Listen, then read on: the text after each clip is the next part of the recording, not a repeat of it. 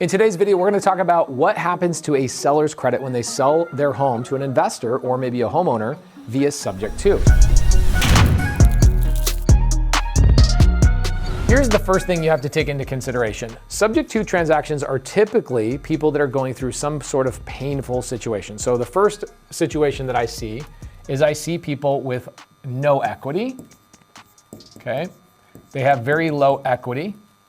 Okay, great. So you have to look at this and go, I can't sell my house any other way. Subject to solves a problem that traditional real estate does not solve. Now, again, I know right now in this economy, we're in 2025, essentially, we're living in the future.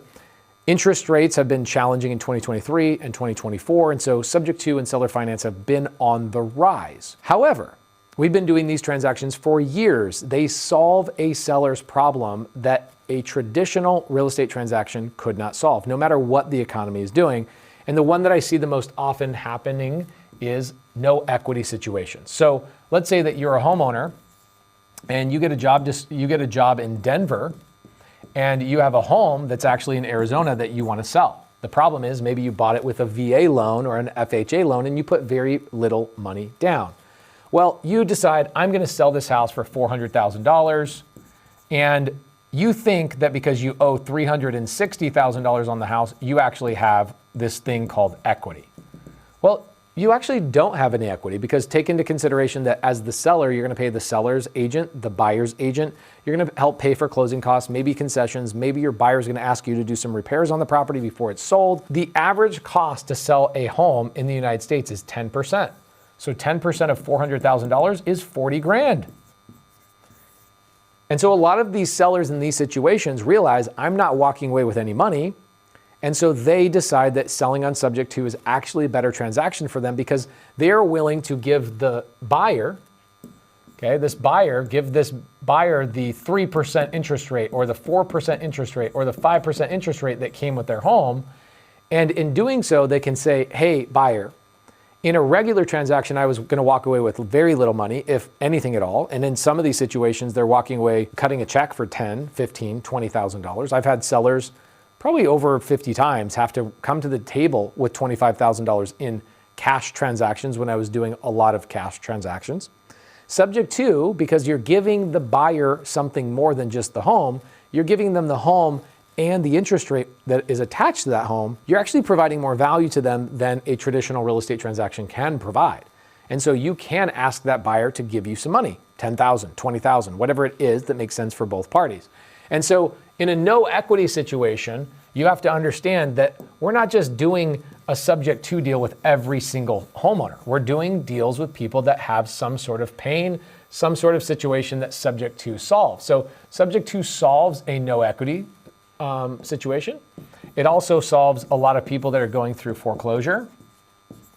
I see this a lot. In fact, if I want to go get a subject to deal done today, I'm going after foreclosure. Now, what I see a lot of times, how I find these no equity lists is I will pull this up on PropStream. We'll give you guys a link to our PropStream. I think we have a discount code called PACE. Save you guys a little bit of money on that. But we'll use PropStream to pull a low equity list. But what's another way I can find homeowners with low equity is on the expired listings, okay? So what I'm gonna do for people that want a little bit extra training beyond what a YouTube video can do is I will give you an expired listing training down in the description down below. We'll give that to you. Should be 2 hours or so. Where do we get expired listings? How do I do deals with expired listings, etc. These are basically listings that the agent got fired from because they couldn't sell the property, they couldn't educate the seller properly, and did not know how to do creative finance, and so the seller fires them. And we call the seller directly and say, hey, I'm a buyer. I'd like to buy your property. We've got no equity, we've got foreclosure, and we've got a variety of other things that are going on. Sometimes that other thing is the seller wants too much money. You might be a seller watching this video right now where you have had a hard time selling your property. Guess what? There's two things that sell a house, and neither one of them are appraisers, real estate agents, brokers, title companies. Agents don't sell houses. The thing that sells houses are two things, either A, price, or B, terms.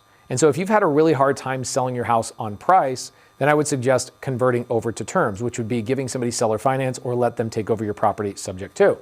So if you are a seller that wants too much money, chances are you might be one of those sellers right now that wants too much money because the market can't bear it in a traditional space. Meaning people that are going out and getting 7% interest rates, 6% interest rates cannot buy your house at the price you want. So why not just give them terms, let them take over your house subject to, or give them seller finance? Subject to solves very specific problems for people. And before I get into the risks associated with it, I want to remind you, if you're a real estate agent or a broker or an investor that criticizes subject to, remember, I'm not just calling and negotiating with everybody and trying to buy their houses subject to. I know the top 10 people, the avatar of a seller who is better off selling subject to. Okay? And those are the top 3. Now, knowing those and how I'm helping people, let's talk about the risks associated with it. In a subject to transaction, the seller has a home, obviously. There are 2 things that are attached to this home. 2 things that are attached to the home. Number 1, the ownership, and number 2, the debt. Okay? So let's say his name is Eric. Eric went out and bought this home. He used Bank of America, I'll call it BOA. He got a 3% interest rate on that loan, and he decides that a year later, he wants to move to Denver. All right, moves to Denver, got it. The problem is Eric lost his job, and he unfortunately hasn't been making payments on this house, and he's now 2 or 3 months behind. In my market, we have on average about 2,000 people every single month lose their home to foreclosure just in Arizona every single month. So foreclosures is a really great place that subject to solves this, and I'll tell you why. Okay? So Eric, he's behind on payments. Let's say he's $5,000 behind on payments, and he's in foreclosure, and he can't sell the house because maybe he bought it with an FHA loan or a VA loan. He doesn't have a lot of equity. Whatever the situation is, he's like, I can't sell my house through traditional means. Now, if you're a real estate agent going, oh my gosh, Pace, what are you talking about? Guys, why is it that in my market, 2,000 people are in foreclosure right now, and the majority of those are not using a real estate agent? Well, it's because they already tried to use a real estate agent, and that wasn't effective. The real estate agent couldn't make the deal work because there wasn't enough equity. That's all it comes down to. Otherwise, why would people get foreclosed on? Wouldn't it make sense for those homeowners to just call an agent and say, hey, I'm about to lose my house. Can you sell it for me? I just want to get out of this. Foreclosure happens because agents don't have enough tools to bring to the table, and sellers don't know that subject to is a thing. So what's happened to Eric now is Eric has he has past due things on his credit. His credit has already been damaged. Remember this. A seller who is currently in foreclosure, in pre-foreclosure, their credit has already been damaged. This is so important for you to remember because this is how subject to affects a seller's credit. This seller right now is in foreclosure. They're getting foreclosed on. Have they lost their house yet? No, it's technically called a pre-foreclosure. The bank has not taken the house, but the bank has taken a significant hit on Eric's credit. So Eric goes, man, I just got to let this house go. I don't know what to do. The agent couldn't sell it. Nobody wanted to do a loan modification with me. I tried everything I possibly could. Eric then gets called by Pace. Pace comes along and he says, hey, I want to buy this house subject to. Eric then says, subject who? I don't even know what that means. And I say, hey, Eric, subject to means that you have a mortgage in place that I want. I don't want to have to apply for it. I don't want to pull your name off of it. I just want to make the payments on your behalf. And what I'll do for you is I'll actually catch up your late payments, put the mortgage in good standing, and I'll start making payments on your behalf to rebuild your credit. So there's the answer to the video right there. What happens to a seller's credit when you sell it to them subject to? The buyer in this scenario actually fixes your credit, gets you back into a position of good standing, and rebuilds your credit so that you can go and buy another house at some point in the future. Foreclosures are not rare. This is a very, very, very common situation. So if you are a seller in foreclosure, how does this affect my credit, Pace? Well, it helps you, does it not? Well, Pace, there's risk. There's risk here. Do you think that this seller, Eric, right now is really concerned with the risk of subject to? No. They're in a painful situation. They couldn't sell their house through a real estate agent. This happens thousands of times just in Arizona every single month. So think about this going on across the country. Do you know that there's over 75,000 homes that will be lost to foreclosure this month in the United States, there's 75,000 situations that are going to get foreclosed on this month that real estate agents, loan modifications, and other things could not help. Those people didn't just have damaged credit. Those people now have a foreclosure in their name, that this house now I've been foreclosed on, and somebody that is in foreclosure, it's going to take them 3, maybe upwards of 7 years to get that foreclosure off their credit, typically more 7 years. And so subject to not only helps them get the mortgage caught up, but it now improves their credit. So the risk associated with this is that the seller's name is still on the hook. So let me ask you a question. Do you think the seller in this exact situation minds that their name is on the hook when 5 minutes before you, the investor, called them, they were planning on letting the house go to foreclosure because they had no other solution? The answer is no. In fact, most of the sellers that I've bought their home through foreclosure still text me on Christmas, Easter, when I have a baby. They follow me on Instagram. Some of them even make comments in the YouTube video because we saved their life. They become loyal friends to us and our company because we actually improved their credit and put them in a situation where they could buy a house again in the future. Okay? So in a foreclosure situation, even though the seller's name is on the hook, the worst case scenario for that particular seller is that Pace, right, the Subto buyer, dies, gets abducted by an alien, gets hit by a bus, and something bad happens and Pace stops making the payment. Well, guess what? The seller, Eric, could just take the house back and maybe turn it into a rental. Maybe Eric could take the house back and do something else with it. Maybe put a friend in it, do something else with it. Or worst case scenario, Eric is not equipped to take that house back and he goes back into foreclosure, which is where he was before. Now, in the meantime, Pace probably gave him some money in his pocket, fixed the credit in the meantime, let him move on with his life, did all sorts of beneficial things for him. So worst case scenario in a foreclosure situation, the seller's in the exact same situation they were before. Okay, that's the worst case scenario. But I don't see this. Obviously, investors don't buy houses with the plan of not making payments. Investors don't buy houses that they don't plan on cash flowing and making money on. It doesn't make any sense. So your obligation as the seller is to make sure that your buyer is getting a good deal, that they can actually make money on this transaction long term. Okay, now that's a foreclosure situation. I think we can all agree that that person is benefited from a Subto transaction. Now we've talked about a foreclosure. Let's talk about another scenario where seller just has low equity, okay? We actually have a video on the channel, a property that we bought where the seller had no equity, bought it with a VA loan, tried to sell with a real estate agent for 6 months. Guys, this happens more often than you can even imagine. So this is what happened with this seller. Let's say his name is Bill. I don't think it is, but I apologize, Bill. Bill has this house on Flower. He buys it with a VA loan. What ends up happening is he meets a girl, and this girl says, "Oh my gosh, I love you. You should come move into my house." So Bill says, "Okay, I will. I'd love to go move into your house. I need to sell my house first." So Bill goes and he hires a real estate agent. Here's what the real estate agent says. Real estate agent says, "Oh my gosh, I can sell your house in 2 weeks. Welcome to real estate agents." That's what they do. They're trying to get listings. They don't know much about real estate. I'm sorry if you're a real estate agent, you're watching the channel. I'm not talking about you. I'm talking about the agents that are not trying to improve and learn how to comp. This agent did not know that the seller did not have any equity. So they listed the property and said, "We'll sell it in 2 weeks, no problem."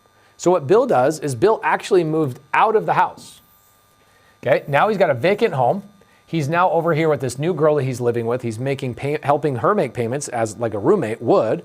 And he's also making payments on an empty house. 6 months goes by. He gets fed up. He fires the real estate agent. By the way, this real estate agent, we called them when the house was listed and we asked them, "Would your seller sell this property subject to?" The agent says, "No, my seller's not interested in any of that subject to nonsense." And what ended up happening is the agent got fired. We called the seller directly, Bill, and Bill's like, "Yeah, I'll do subject to. You'll take over my payments?" The mindset shift in subject to is profound. When you finally know how to find the sellers that need subject to, which they are abundant, the conversations are not, "Why would I do that?" The conversation is, "You would do that? You would be willing to take over my payments?" So Bill, who had just been making 6 months of payments, is excited about doing subject to. It benefits him in a big way. Do we already know now how this benefits Bill in this low equity situation? So what are the risks with Bill if he sells to Pace subject to, which he did? The risks are, guess what? that loan is still in his name. What happens if PACE fails to make the payments? What we did is we did something called, this is a very annoying term, and you're gonna fall asleep when I tell this to you, but it's very important for you to know. It's called an all-inclusive deed. Okay, basically. There's other terms for it, but it's all-inclusive deed trust, all sorts of things.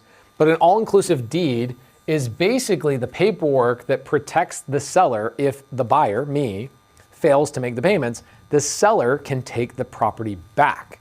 Okay, none of these sellers really want to take the property back, but it gives them the power to do so if the buyer, me in this situation, fails to make payments. They can take the property back. Now, we could do more videos in length about what that looks like, what the process is. Make a comment down below if you want to see that video and you want us to, give you a little bit more in depth. But there is a risk, right? Bill runs a risk of saying, Pace, I do want to get rid of my house. I've been making 6 months of payments there. I don't want to worry about my payments anymore. Okay, you're going to take this and my loan is still going to be in my name? Yes, your loan is still going to be in your name. I will own the property. The deed will go in my name.